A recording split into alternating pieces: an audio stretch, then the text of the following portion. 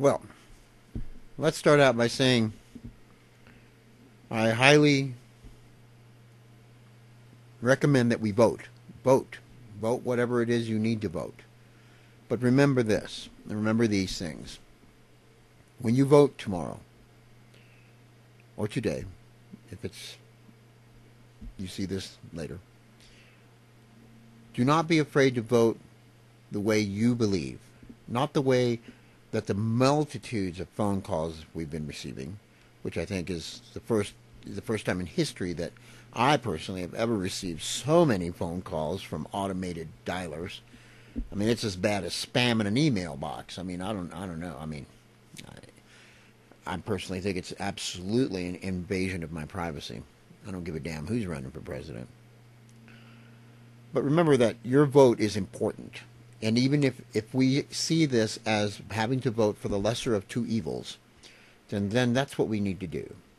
Because, let's face it, evil does exist, and it has had control of our government for quite some time, whatever you want to believe. If you think that it's not true, that's fine. It's your business. But when I see people on the television talking about, really needing to back McCain, in some instances I see, and I have to be very forward and frank about it, I see racists using the excuses that the McCain campaign has given them to not vote for a black man, because I know that a lot of people out there don't want to see the N-word in the White House, and I know that. That's just the way it is, having grown up in a very racist part of our country. That's openly racist. Now, let's face it, there are places where open racism doesn't exist, but it still exists. What I want to say here is, remember this. If the way this campaign has been run is any indication of what we have to gain from all of this, what would you rather have? A man who is dignified enough not to bring up any horrible past experiences that his opponent has had, or a man who is willing to dredge up just about every bit of garbage he can think of, lie about, cheat to get, or make up to get his opponent out of the White House? I'm sorry, but I have to say this. The Republicans have waged one of the most disgusting campaigns I have ever seen in the history of this country. And I mean, we're talking McCarthyism level type shit here. I have never seen this kind of stuff since McCarthyism. Yes, I mean we've had our moments here and there in our country, but since Joseph McCarthy, but I guarantee it, ladies and gentlemen, we're looking at all out and out McCarthyism type tactics here. And the bottom line is if a person can stand in Congress waving a piece of paper that's just his grocery list claiming, I have names, and everybody suddenly drops to the floor wondering, is my name on that list? It didn't even exist. That's a scary thought. But let me share something with you before you go to the polls about Mr. McCain. Now, I guess I'm finally coming out and endorsing the lesser of two evils. And regardless of what we have in the White House, there's still going to be something we all have to face, and that is the fact that our government is not run by the presidency. It is not run by the Congress. It is run by a darker, sinister shadow that hangs in the background, that is funded by billions of dollars, by greedy corporations that will stoop at nothing to gain and maintain control of the situation. And that is really a fact, and that's how it is. But let me share this with you. There was an incident I've mentioned before where John McCain had a previous wife. Prior to coming back from Vietnam, he had married her. She was a beautiful, statuesque woman. Well, while he was in Vietnam, she had an accident and was injured seriously.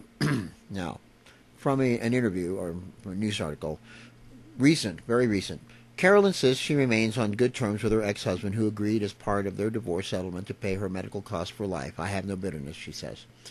She says, my accident is well recorded. I had 23 operations. I am 5 inches shorter than I used to be, and I was in a hospital for 6 months.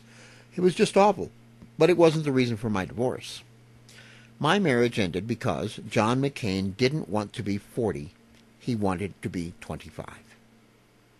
You know, that happens. It just does. Okay, first of all, we have a man in midlife crisis who just come back from Vietnam, and he didn't want to admit his age. Whoa, that's telltale. Some of McCain's acquaintances are less forgiving, however. They portray the politician as a self-centered womanizer who effectively abandoned his crippled wife to play the field. They accuse him of finally settling on Cindy, a former rodeo beauty queen, for financial reasons. McCain was then earning little more than £25,000. This is a UK story. This is in the UK. I mean, have we seen this in an American newspaper? I don't think so. As a naval officer, while his new father-in-law, Jim Hensley, was a multimillionaire who had impeccable political connections. He first met Carol in the 50s, blah, blah, blah. His primary interest was women, and his conquest ranged from a knife-wielding, floozy nicknamed Marie, the Flame of Florida, to a tobacco heiress. Now, before this, it says, he was privileged but rebellious scion of one of America's most distinguished military dynasties. His father and grandfather were both admirals. So, bottom line is, this man has a history of having been pretty much a womanizer and a gold digger. I mean, the bottom line is the guy's a gold digger. Do you want a man like this?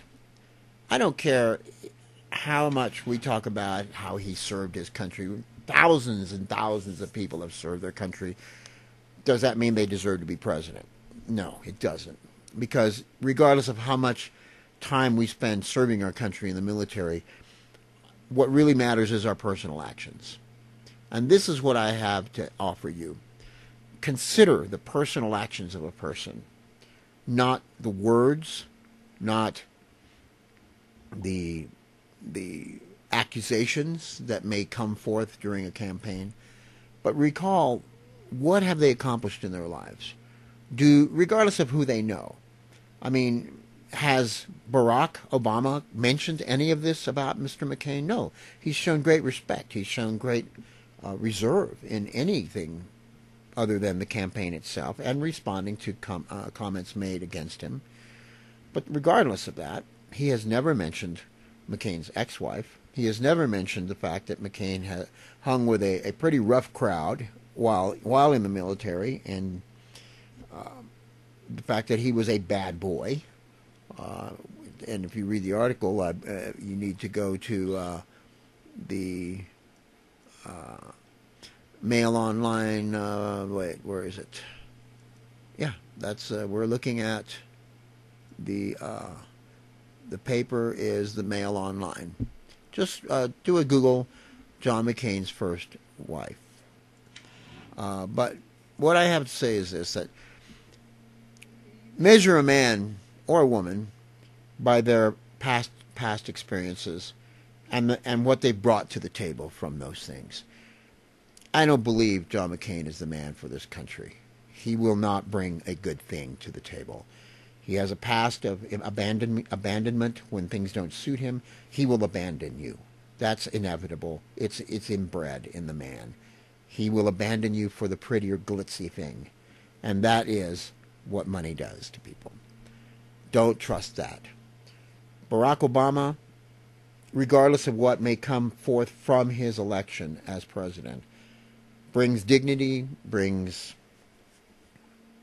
a whole new face since, I dare say, Kennedy, to the whole arena. Yes, we stand to see a great, great test to our country. And if you're a racist, or if you don't agree with having a black man there, well, that's okay. Because that's your ticket. That's your plate. That's what's on your plate. And you're going to have to eat what's on your plate someday. So, with that, please vote. To vote is your right. To not be bullied to vote in any direction is your right. Do not allow anyone to bully you simply because you don't agree with their political views. God bless you, and have a great, great election.